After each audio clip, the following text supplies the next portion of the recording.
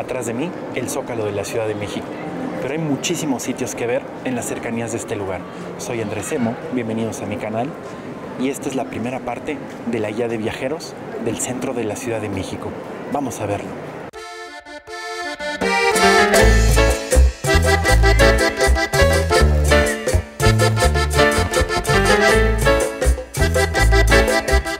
Primero, platiquemos de la propia Plaza de la Constitución de Cádiz.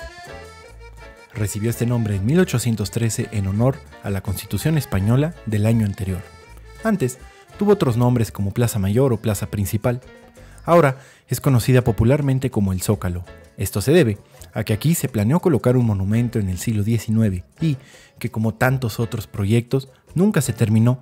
Pero en arquitectura, el basamento de un monumento se llama así, Zócalo. Con el tiempo, fue conocido con este nombre. Pero este espacio no siempre ha sido como lo vemos ahora, una enorme plancha de concreto. En tiempos de Tenochtitlan era la plaza del Tianguis, que estaba fuera de la muralla, y siempre estuvo conectado por un importante canal en el lado sur, que después se convirtió en la acequia de Corregidora, la cual existió hasta al menos el siglo XVIII.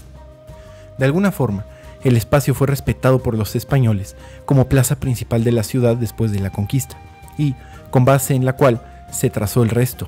Recordemos que las únicas dos calzadas mexicas que Alonso García Bravo respetó fueron Tlacopan, que hoy es la calzada de Tacuba, y la calzada de Iztapalapa, que hoy corresponde a la avenida Pino Suárez. Es decir, el actual Zócalo fue un espacio crucial de planeación urbana desde que se fundó la Ciudad de México en 1521. Durante casi todo el virreinato, aquí existió un importante mercado llamado el Pareán, con una variedad de productos impresionante. Ya fue hasta mediados del siglo XX que adquirió el aspecto actual.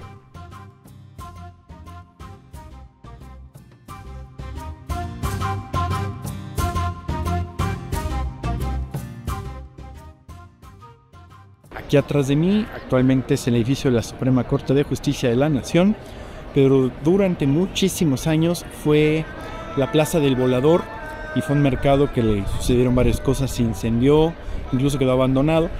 Y muy al inicio, después de la conquista, también aquí estuvieron las primeras instalaciones de la Universidad Nacional. Después quedó como la Plaza del Volador. Y este edificio que vemos actualmente es de los años 30 y 40 y es la sede de la Suprema Corte de Justicia de la Nación. Está a un costado del Zócalo y aquí podemos ver enfrente el edificio contiguo del gobierno de la Ciudad de México, que se construye mucho después, se construye en los años 40, y la plaza más o menos representativa de la fundación de Tenochtitlan. Otro edificio fundamental es el Museo de la Ciudad de México, antiguo palacio de los condes de Calimaya, y está en República del Salvador y Pino Suárez, exactamente donde se cree que fue el encuentro entre Hernán Cortés y Moctezuma. Es muy distintivo porque aquí está la roca de Tenochtitlan en su basamento.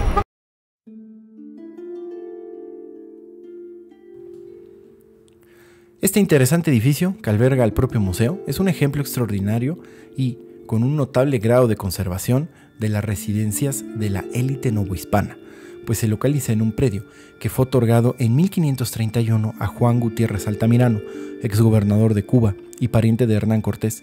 De la primera construcción, que se inició en 1536, se conservan algunos muros y la cabeza de serpiente que adorna una de las esquinas, que es muy famosa.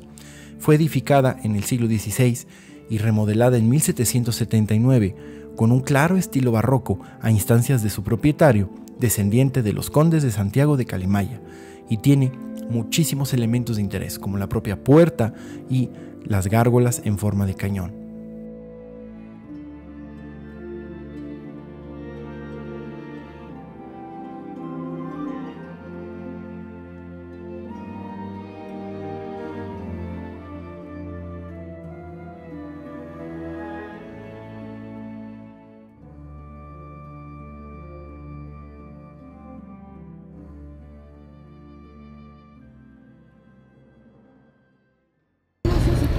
Y exactamente enfrente del Museo de la Ciudad está la parroquia de Jesús Nazareno, es la que está aquí atrás de mí.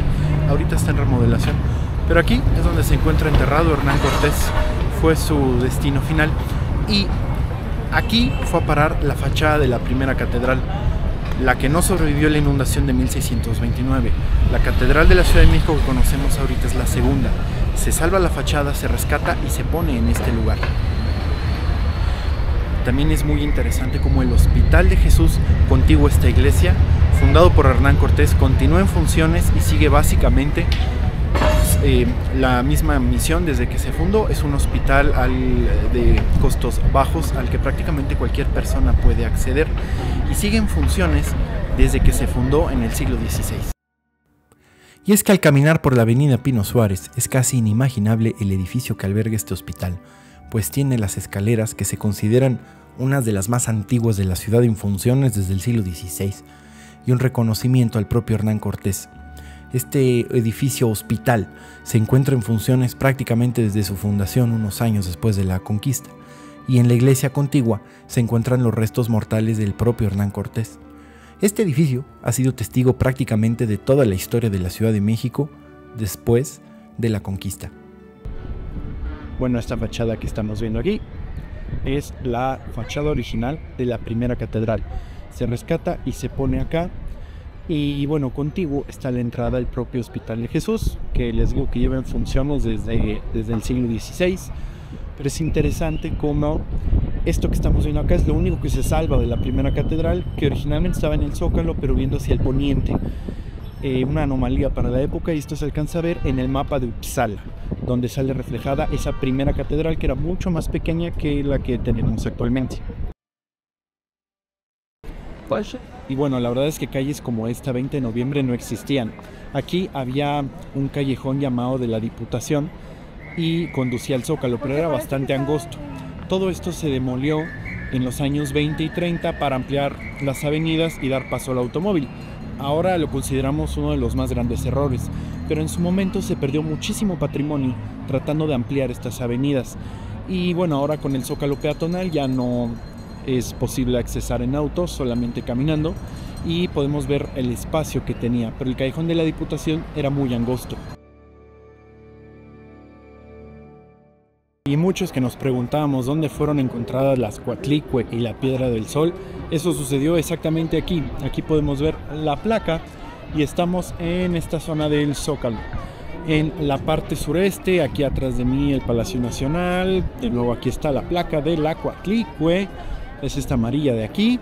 Y bueno, aquí está el límite sur del Palacio Nacional con la Suprema Corte de Justicia de la Nación, el inicio de la avenida Pino Suárez y el edificio contiguo del gobierno de la Ciudad de México. Muy cerca de aquí también fue encontrada la Piedra del Sol. En el caso de la Coatlicue volvió a ser enterrada y unos años después, por petición de Humboldt, se tuvo que desenterrar, aunque ya había causado un furor social muy interesante. Por eso fue vuelta a enterrar en un inicio. Pero aquí estaba la Coatlicue.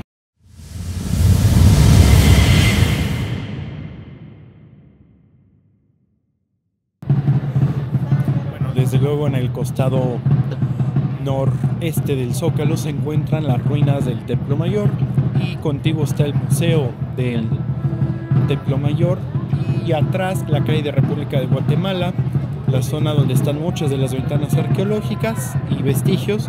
Además está la librería Porrúa, que es muy famosa por estar en esa esquina, lleva muchos años ahí. Pero aquí se encuentran las ruinas del Templo Mayor de Tenochtitlán.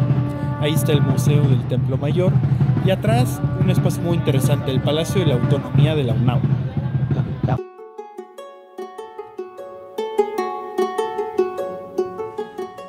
Otro edificio muy interesante es el que aloja el Museo Archivo de la Fotografía, que igual se encuentra a un costado del Templo Mayor, y el propio edificio es bellísimo, además que el museo es muy interesante y tiene una arquitectura muy admirable.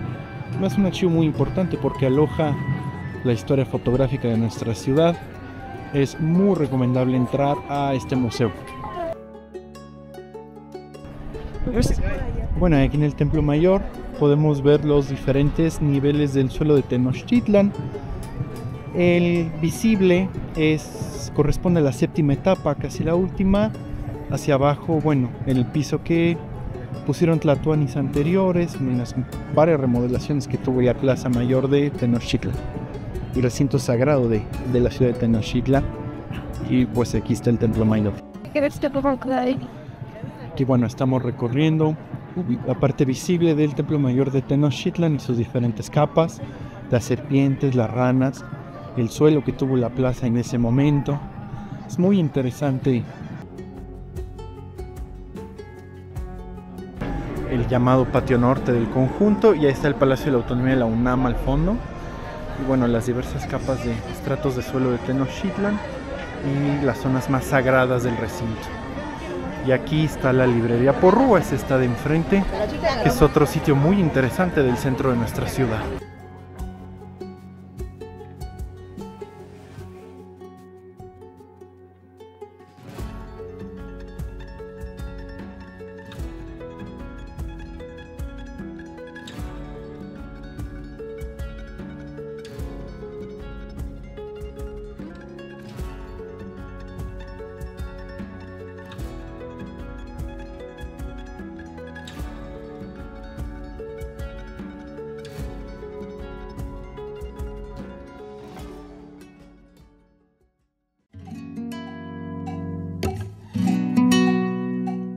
Se encuentra el antiguo colegio de San Ildefonso, que es un edificio con muchísima historia, además bellísimo.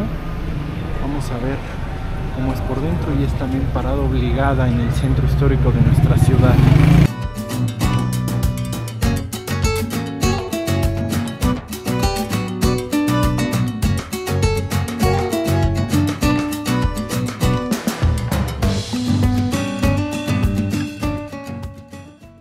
En este edificio, construido en 1749, estuvo el Seminario Jesuita de San Ildefonso, fundado en 1588.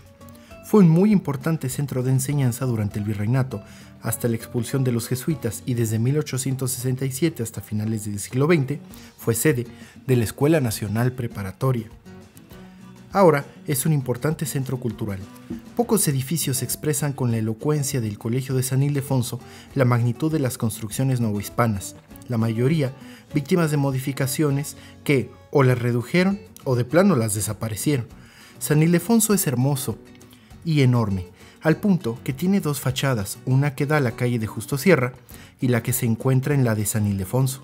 El edificio es notable por varias razones: las dimensiones ya mencionadas, el buen grado de conservación de sus espacios internos, que permiten darse una idea cabal de las características de los grandes colegios virreinales, y alberga un importante conjunto de pinturas murales hermosísimas.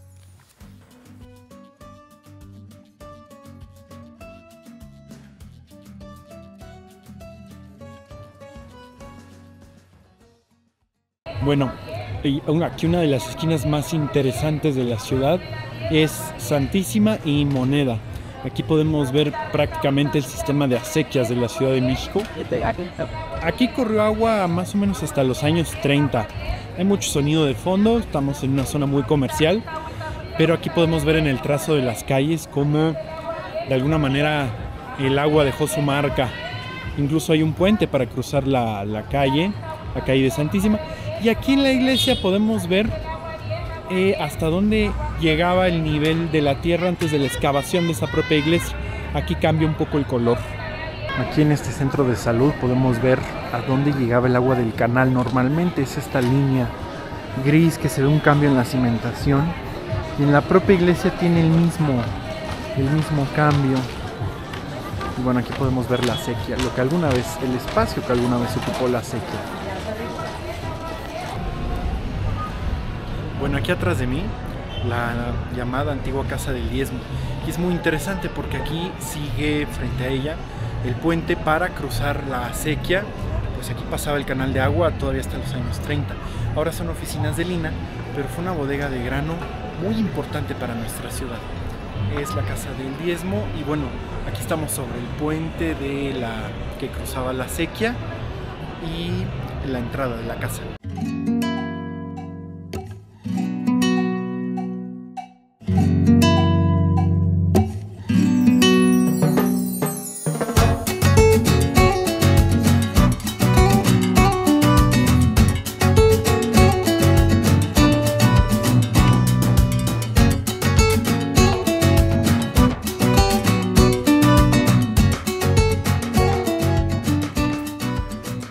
El El Museo de las Culturas del Mundo es uno muy interesante que tan solo por su enfoque vale la pena visitar. Cuenta con colecciones relacionadas con culturas de diversas épocas y ámbitos, en especial del Mediterráneo, China y América.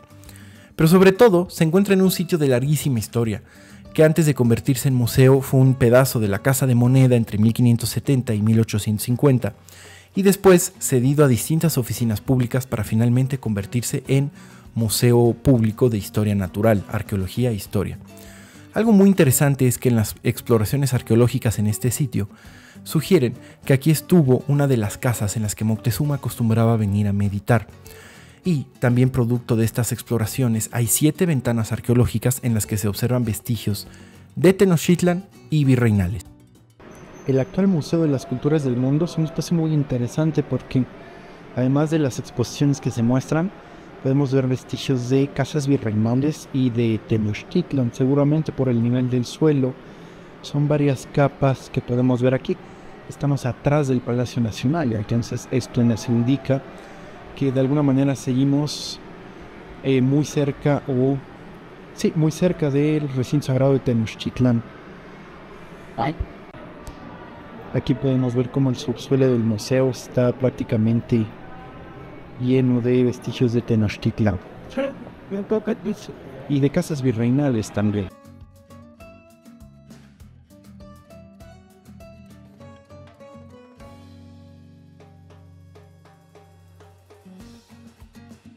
Bueno, si bien el actual Museo Nacional de las Culturas en sí merece un propio video, es un edificio hermoso que vale muchísimo la pena conocer, no solo porque fue el Museo Nacional y es, digamos, el papá de la mayoría de nuestros museos, sino el edificio es realmente muy interesante y ahora tiene una muestra y colección de culturas de todo el mundo muy, muy interesante.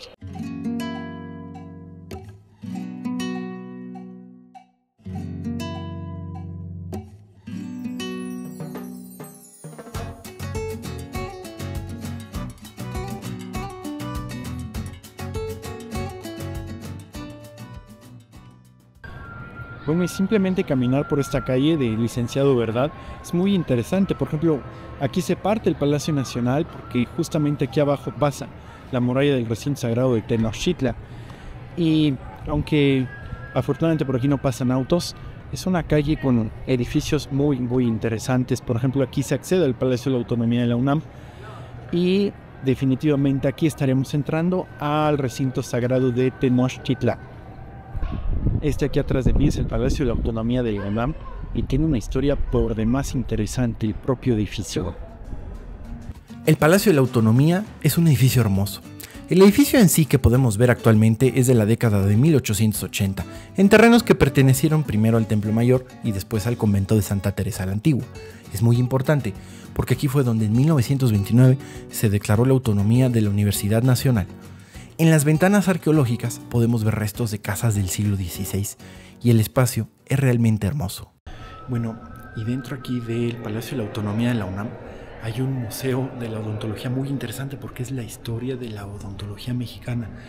Incluso hay instrumentos del siglo XIX bastante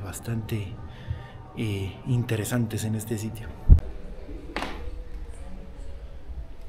Bueno, aquí en la sala de la odontología mexicana podemos ver un consultorio dental más o menos de los años 30, 40 e instrumentos del siglo XIX, por ejemplo, una pasta Colgate de 1915, diferentes formas de anestesia, bueno, prótesis dentales, cómo eran las prótesis dentales, cómo eran las agujas. Todo el tema dental es bastante, vamos a decir, conmovedor. Las lámparas de alcohol, las primeras que hubo en México. Es un espacio muy interesante dentro de el Palacio de la Autonomía. Aquí podemos ver diversos cuadros, caricaturas dentales. Es muy interesante. E instrumentos que yo no sabría. Aquí está horno de calor seco, los primeros estabilizadores que hubo en México. Y aquí en el Palacio de la Autonomía está uno de los sitios más interesantes que conozco en el centro histórico. La ventana arqueológica más grande que he visto. Prácticamente todo el suelo de la sala de exposición es ventana arqueológica de de las primeras construcciones virreinales que hubo, pero se conserva incluso el mosaico muy bien, se puede distinguir los colores, se puede distinguir incluso los escalones. Es una de las ventanas arqueológicas más grandes y mejor conservadas que existen en el centro de la ciudad. Incluso los mosaicos que se pueden ver aquí son completamente originales, siglo XVII, del subsuelo de la Ciudad de México. Es completamente virreinal. Pero es muy interesante porque creo que es la ventana arqueológica más grande que conozco aquí en el centro de la Ciudad de México, dentro del Palacio de la Autonomía de la UNAM. Aquí podemos ver diversos tipos de mosaicos, bastante bellos y bastante conservados. Recuerden que la ciudad se inundaba mucho. Bueno, aquí atrás de mí la entrada del Museo de Arte de la Secretaría de Hacienda. Como sabemos, durante mucho tiempo el Estado mexicano permitía que pagaras tus impuestos con dinero, o si eras artista, con tu arte, y aquí se guarecía. Pero el propio edificio tiene una historia muy interesante. El Museo de Arte de la Secretaría de Hacienda y Crédito Público, pues aquí se resguardan y exhiben obras recibidas como pago de impuestos de artistas mexicanos, como Diego Rivera, Rufino Tamayo, Vicente Rojo, entre muchísimos otros, y cuenta con una interesante colección y un acervo patrimonial conformado por más de 10,000 objetos, rescatados de todo tipo, y pertenecen algunos a oficinas gubernamentales de todo el país.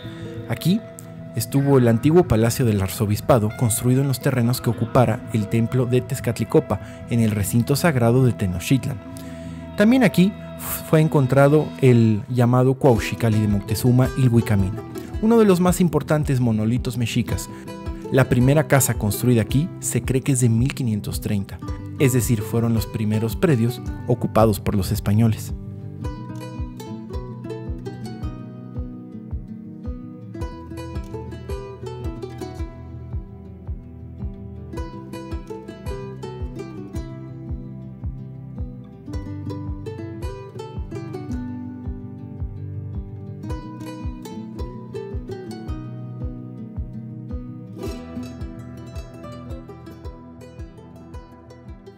El sitio en el que está este museo posee una larga historia, la que puede verse en la ventana arqueológica que se encuentra al entrar al edificio. En ella se observan vestigios de aposentos que pueden haber sido parte de un tepozcali, una escuela asociada al templo de Tezcatlipoca, y desde luego construcciones virreinales. Aquí también estuvo muy cerca la famosa cantina El Nivel, que tuvo la primera licencia de venta de alcohol en esta ciudad. Y bueno, en la mera esquina ya del Zócalo está un pequeño edificio que alberga el Museo UNAM hoy, que es básicamente la explicación y bueno, diversas presentaciones de la universidad, las aportaciones de la UNAM. Aquí está su catálogo de inscripción a la UNESCO. Está interesante, también tiene ventanas arqueológicas y bueno, es un edificio donde la UNAM muestra los diversos campos en los que colabora, de la ciencia, de las artes, de las humanidades. Está muy interesante también, es pequeño el museo, pero está muy interesante. Bueno, lo prometido, aquí está la ventana arqueológica dentro del Museo UNAM hoy. Estas sí parecieran las lajas del suelo de Tenochtitlan, el piso de la ciudad de Tenochtitlan, del recinto sagrado. Quizá estas construcciones ya son virreinales, pero el suelo que se ve ahí sí es completamente Tenochca. Y después, bueno, aquí están diversas piezas que se han encontrado durante la excavación de este edificio. Y algo muy interesante es que aquí está explicado con respecto al mapa de Uppsala, que es siempre tan importante, dónde estamos. También acordémonos que antes de la fundación de Ciudad Universitaria, en 1952, aquí, en estas calles, se encontraba el llamado barrio universitario, y aquí estaban todas las facultades, los colegios de la UNAM, y esto marcaba mucho la vida del centro histórico de nuestra ciudad. Además de su zona comercial, el barrio universitario tenía toda una vida propia interna muy compleja, y ahora estos edificios tienen diversos usos. Algunos son museos, algunos son auditorios de la UNAM, en donde se alojaban las facultades. Está el Palacio de la Autonomía, este Museo de la UNAM hoy, el Palacio de Minería, en general el oriente, nororiente del centro histórico, pertenece al barrio universitario. Aquí está la explicación y el mapa de Uppsala del Museo de Unamuno, de donde nos encontramos. Como podemos ver, lo que les decía, la fachada de la catedral daba hacia el poniente. Ahí donde dice plaza se refiere al Zócalo y la acequia de Corregidora, la original. Es muy interesante que el mapa de Uppsala fue refechado. Ahora sabemos que es de 1535. Entonces es de una Ciudad de México muy primigenia, casi recién fundada.